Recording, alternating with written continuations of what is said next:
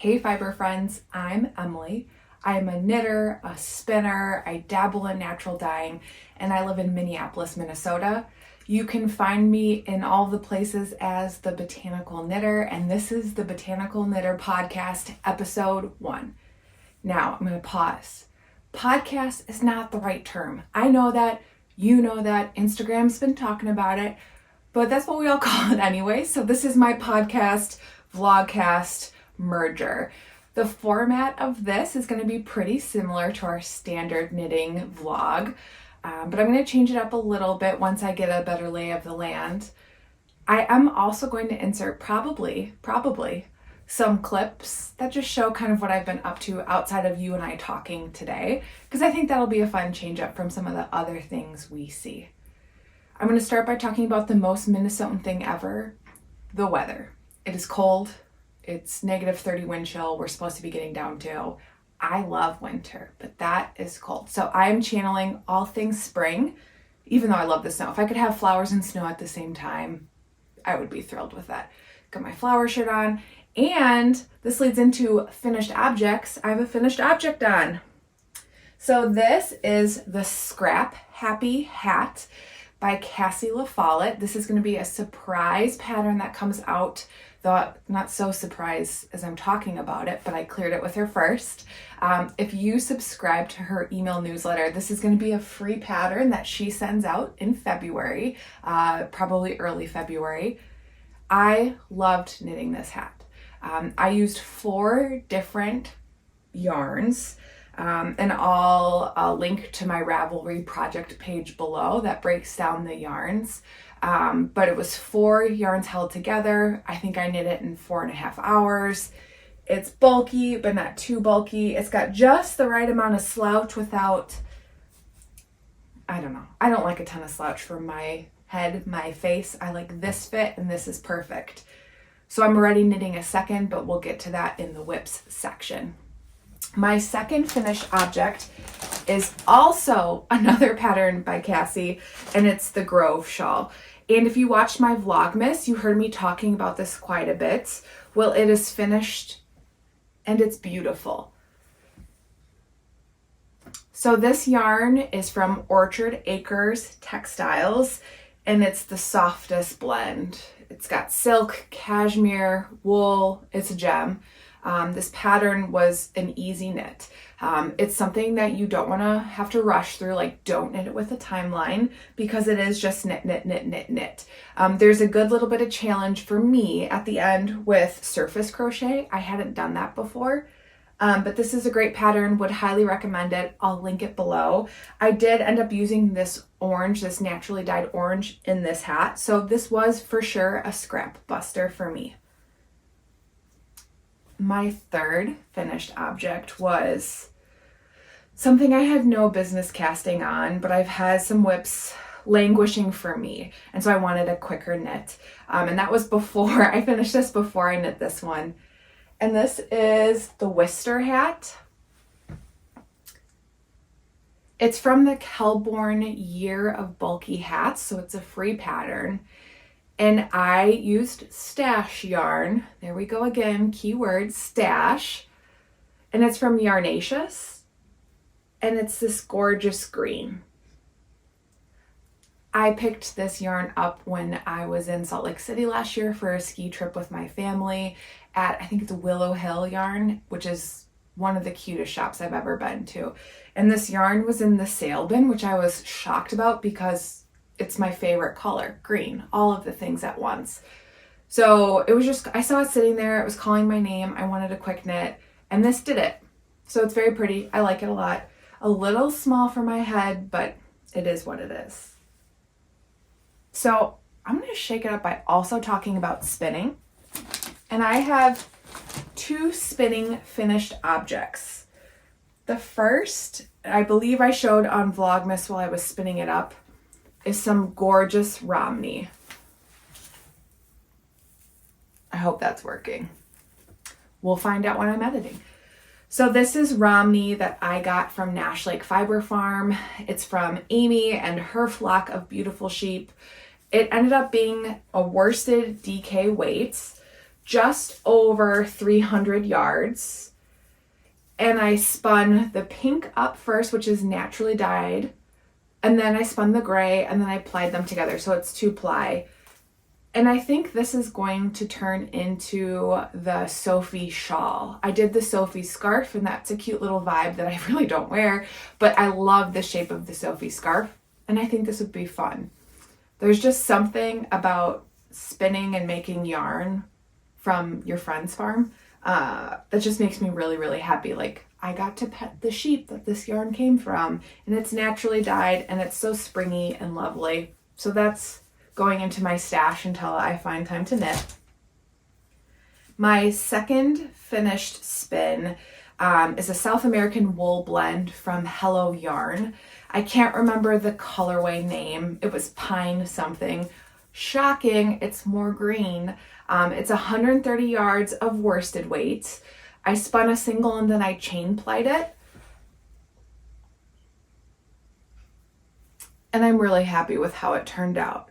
I will call my parents all the time and be like, hey, do you want to see what I spun or I knit? And they're like, sure, because they're really good sports, even though they don't spin or knit. My dad was like, you spun that? And that made me feel really good about this. Shout out to my friend Trinity for teaching me this little trick. I'm using paper, the wristbands you get like for going to the fair, and I'm using it to track the date I spun it, the weight, and where the fiber was spun, because already my hand spun stash is getting to a point where I can't quite remember all of the fiber or the weight, or definitely I can't remember the yardage, and I haven't started putting hand spun in my stash on Ravelry yet, so this is a method that works. All right, so I did finished objects for knitting, for spinning. Next up is whips. I have usually been no more than 2 whips at a time person. Like, I'll do a larger project, like a scarf, a shawl, a sweater, a top, and then I'll do a pair of socks, because I always have socks on the needle because it's pretty portable. However, after I got all my gift knitting done in December, like most of November and December was gift knitting, I just wanted to cast on everything. So I have a lot of whips right now. I'm only going to go through the ones that I've really been working on, but it's causing me a little anxiety to have all of these whips on needles and to see the project bags in my big basket. I'm trying to work on mindfulness around knitting. So not rushing to finish things, not putting self-imposed deadlines on my knitting, with the exception of test knits, right? That comes with the nature of test knitting. But I'm still getting a little anxiety, even with trying to work on that mind shift. So let's start with some whips. The first one that's probably the easiest to talk about is this hat number 2. Again, I loved the pattern so much. It was great for busting some stash yarn. So I started a second in this really pretty blue. I'm holding 3 different yarns together. Emma's Yarn and Denim. This is from Backcountry Knitter. And then this is from Silly Goose Yarns, and it's ink stained. So I'm holding the 3 together, and I'm knitting this one for my friend Joe. I told him I would knit him a hat for Christmas. I haven't done it yet, so it's great to be getting this going. This, getting a little ahead to acquisitions, but I couldn't not buy this bag. Did I need it? No, not one bit, but I loved it. I love to read. I love these library cards, old school. We all know these. And this is from BarleyPurls. It's my first snap bag, and it's been great for holding multiple strands of yarn for this hat because I can separate them through the snaps. It's got a little tote, which I haven't used yet, but it's so cute. So that brings me joy every time I look at it, which is the whole part of this hobby, right? Is joy and happiness. Okay. My second whip we talked about during Vlogmas, and that was with my FOMO Advent purchase from Dragon Hoard Yarns. It was her Fairy Yule Countdown. And I started knitting the Brioche Adventure by Jonatan Tollow, I think. I'll link it below. And I love this. I think it is so pretty. I hope you can see let's get this out of the way. It has stellina, gold stellina in it. And it's pretty sunny right now, so maybe you can see the stellina. But this makes me happy. This is probably one of my favorite things I've ever knit. So the Yule countdown only had 12 mini skeins, and I have gone through all 12 mini skeins. The pattern is written for 14 to 24. So I messaged Dragon Hoard Yarns and said, do you have any other stellina minis that would fit with this kind of vibe? And she sent me a couple of suggestions, so I ordered a mini set, and it should be here tomorrow, I think. Not that I've been compulsively checking the tracking. I have. But it comes tomorrow, and there's some purples and pinks, so I think it'll get a little brighter on the end, but that's okay. So again, I love this. It's brioche, and this is my first brioche project. There's definitely some issues through here where I missed or I was going too quickly. I don't know how to fix brioche yet. I don't quite understand it, but it's fine by me. I love the rhythm of it, and I know I talked about this during Vlogmas, but it has been a really fun knit. It's also been going back to that mindfulness piece. Nice to not just constantly worry about, oh, I have to do this, I have to do this. Like, I have found such pleasure in knitting this and really seeing the colors blend and fade together. I think it's a stunner. Do you brioche? Have you tried brioche before? I haven't tried brioche in the round. That might be a next up for me. There's so many gorgeous brioche sweaters, so maybe someday I'll do that. But this makes me happy, and it was fun to learn a new skill as well. I'm gonna pause. This episode is brought to you by water, my favorite beverage. It is in a glass from my home hill in Wisconsin where I learned how to ski, Tyrol Basin. I did not steal this glass.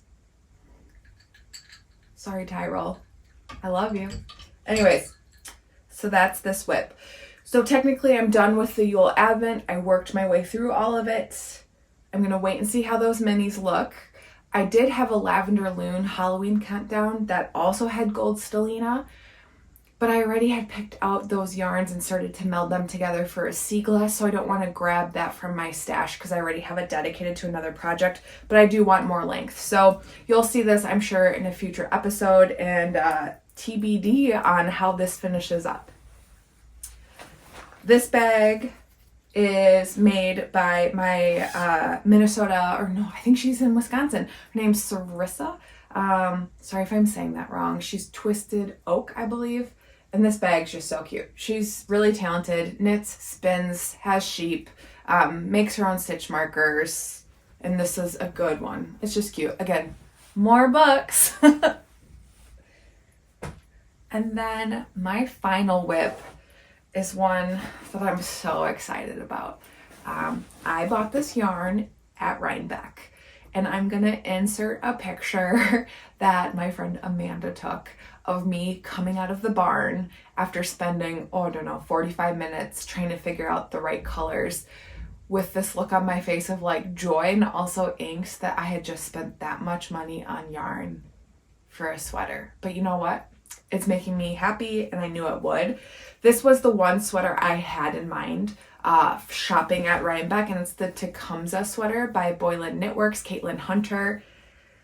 And man, it is a goodie. Okay, here we go. So first, this is just those silly little bucket bags from Target. It's in the bullseye section. They're $5.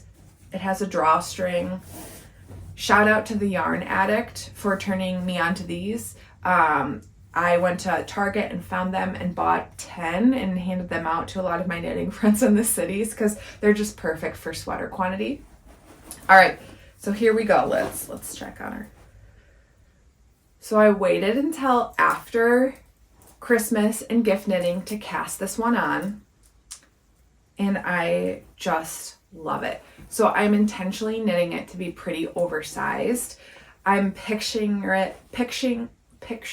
it with leggings and coziness and socks and just like chilling and cuddling in winter. And it's great. So I'm seeing, I don't know if this is showing up on the camera. I have one of those pretty window catchers and the light is hitting it. So we'll see how editing goes and if it just totally skews everything, but it makes me happy, so I'm going to keep going. Here it is, my Tecumseh sweater. Just look at those colors. So I recently split for sleeves, and I'm just about to start the third body repeat of this color pattern. So my next row will start these yellow crosses. And the yarn, let's talk about the yarn because it's so good. It's from Sawkill in New York. It's their farm yarn. It's from their sheep and it's naturally dyed. So this brown is undyed dark brown. The yellow is called Harvest. And then this purpley is a dark mauve. Mauve. I'm going to go with mauve because I'm not fancy. I just am really happy with it. And I've slowly been taking my time, not rushing it, enjoying the process, collecting a lot of dog and cat hair as I knit it. But it's going quick because it is a worsted weight. And I just am so happy with the colors. I enjoy color work knitting. This is my first time knitting a color work pattern with non-superwash yarn. And it just sticks so much better. I think the colors pop, and blocking will do a lot to kind of help with my puckering. I was a little lazy with catching floats. I didn't consistently do it. There's some sections where there's 6 or 7, and I didn't catch them. If it was more than 6, I started to catch them. And then I'll show you these new stitch markers that I got from Twin Mountain Handcrafts. Oh, I should know this. I'm going to link them below the proper, but they're just beautiful iridescent wildflowers. My progress keeper here is from Lord of the Rings.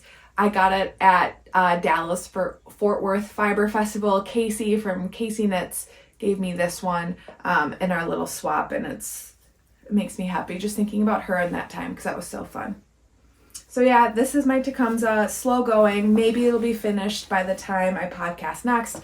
Maybe it won't, but again, it's there for me when I want to work on it.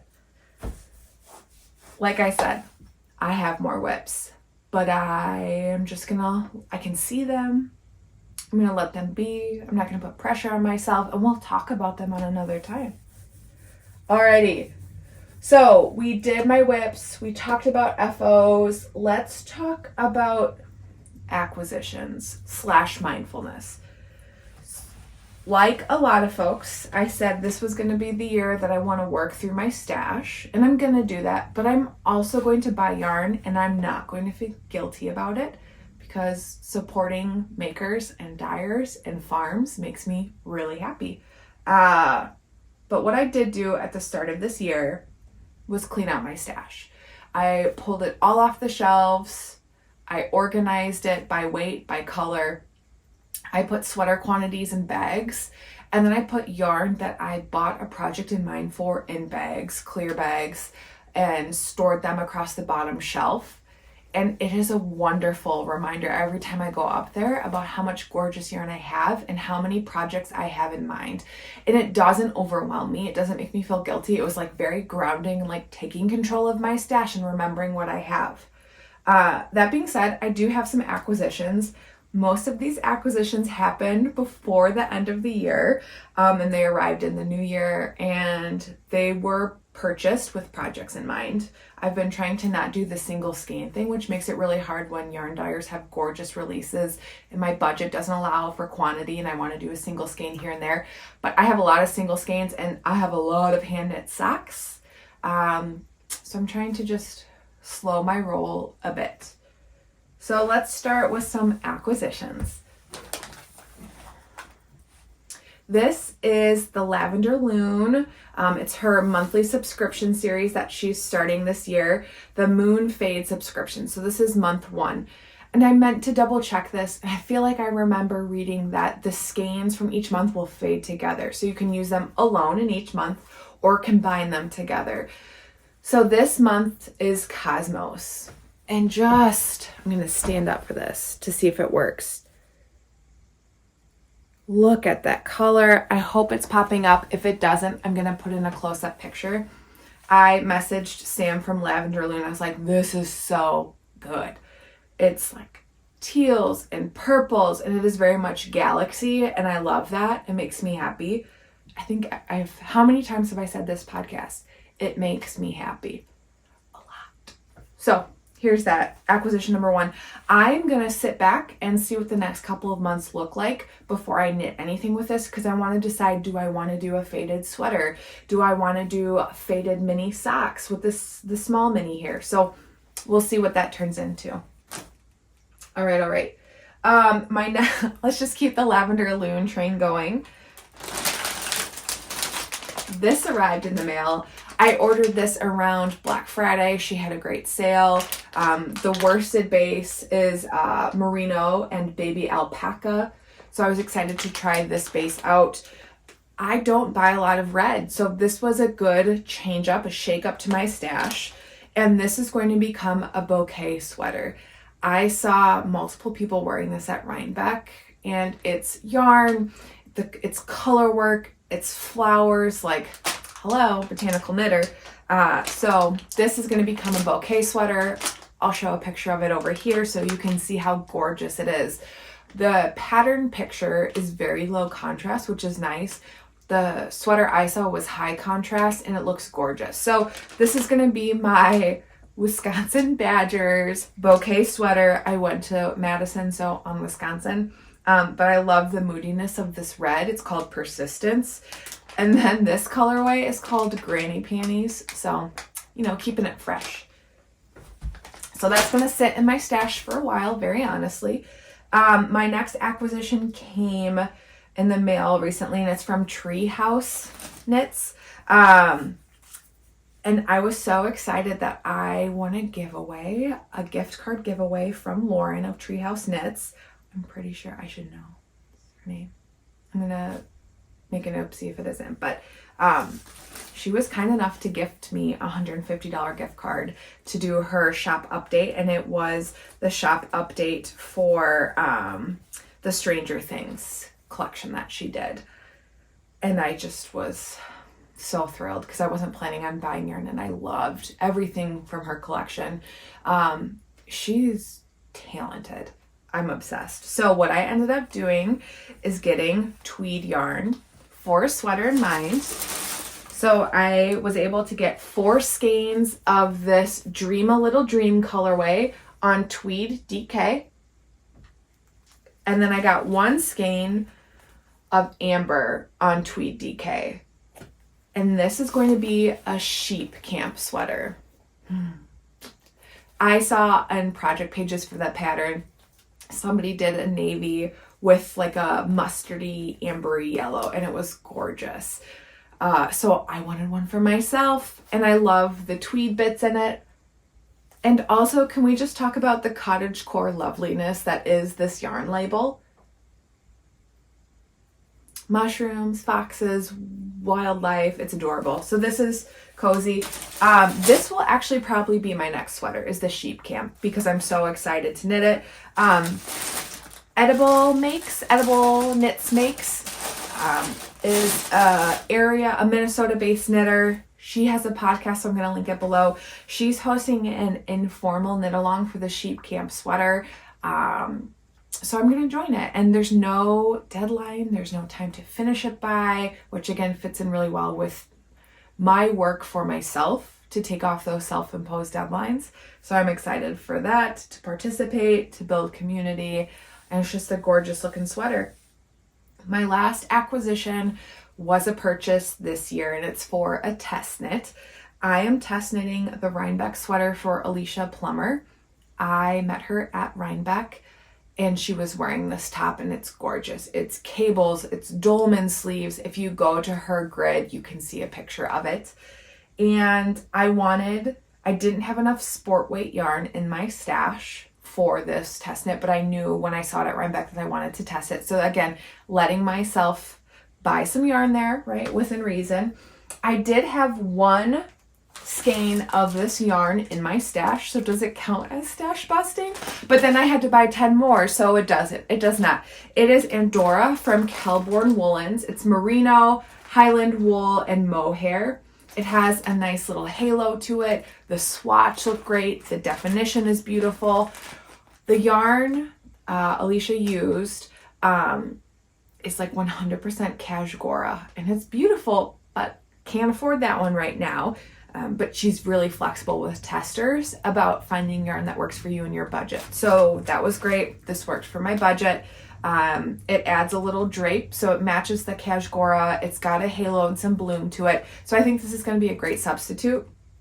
I need to get going on that. So that's going to be something I cast on this week because I do have a deadline there. But again, there's no rush on these whips. There is, a timeline on this, but I'm giving myself flexibility. The last acquisition I got was a gift. And this is something I want to bring to this conversation. You've heard me talking about mindfulness. I think if you follow me on Instagram, I very openly talk about that I'm in therapy. I have a strong personality. I have perfectionist tendencies. I have severe anxiety, and knitting has been a wonderful tool for me. But with that still comes those traps of perfection. Not to cross-reference the perfectionist trap, but that pattern was made for me. So my friend Britta, she's my colleague, we work together, gave me this book for Christmas. The Knit Vibe, and it's a knitter's guide to creativity, community, and well-being for mind, body, and soul. And the colors are aesthetically very pleasing to me, but it features different designers. It talks about yoga and knitting, mindfulness. There's several patterns in here, and I think it'll just be like a nice thing to flip through and maybe inform future conversations connecting mindfulness and knitting, and just kind of my journey to be kinder to myself and be the best version of myself. So I might throw kind of topics covered in this book into future podcast episodes for us to chit chat about. All right.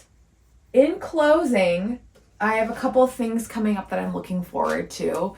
For Tuesday is February, right? So today is Sunday, January 29th. So I think Tuesday will be, math is hard for me. Please don't ask me to do that. Anyways, Fiberwary is coming up. I participated in that last year. It's a daily prompt connected to yarn and knitting and crochet and fiber. So I'm going to do that again. Day 1 is about me. It's like, here's me, hello, it's me. And so I feel like I might wait to post this until February 1 because this is a great way to learn about me and who I am and what I do. So that's coming up, so I'm excited for that. So if you don't follow me on Instagram, I think that'll be a good way to kind of see daily prompts for me to learn more about what makes me tick and like what brings me so much joy in this knitting and fiber space. I am helping some friends with an event. It's called Brew and Knit with You, EWE. My friends Teresa and Amy, they own farms down in southern Minnesota, or a little bit south here of the Twin Cities. If you remember from Vlogmas, I talked a lot about both of them and the holiday market that happened that had the horse-drawn sleigh. They do a spin with you every month, and so I will be doing that next weekend, and I'll capture some of that footage. So they wanted to bring an event up here to the Twin Cities.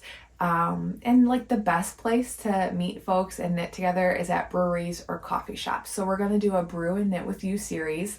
It'll be on the 3rd Sunday of every month with the exception of February.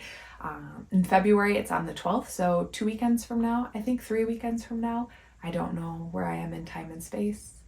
And if you live in the Twin Cities area, I would love for you to come. We're going to meet at Arbiter, it's German. I took 8 years of German. I think I could remember Arbiter to work. And so it'll be at Arbiter Brewing on Minnehaha in Minneapolis. We're going to rotate between Minneapolis, St. Paul, maybe some suburb breweries. So if you have recommendations or coffee shops, because recognizing that not everybody wants to drink, we will I'm looking for solutions or recommendations for that piece too. So that's coming up and that'll be fun. I did it. I feel like I cruised through the things. I was so excited. I had like my little setup and my basket. I talked about my whips. Oh, I know what I want to talk about as I look at my plants. Should I do some plant acquisitions? I think I will. Okay, let's see. So I have a huge plant shelf that I look at and it makes me so happy. So let me show you 3 plants that I picked up over the course of December and January, because what is the Botanical Knitter without some botanical moments, right? Okay, so plant 1 is something I picked up this week. It's a ring of fire. I've wanted one of these babies for a very long time and I got it, and she's just love. Like, those colors are so pretty. I picked it up at Lost in the Forest. That's my new, at the moment, favorite plant shop there in St. Louis Park in Minnesota. Like, it already has a new leaf growing. The owner's a gem. The staff are wonderful. The prices are pretty great.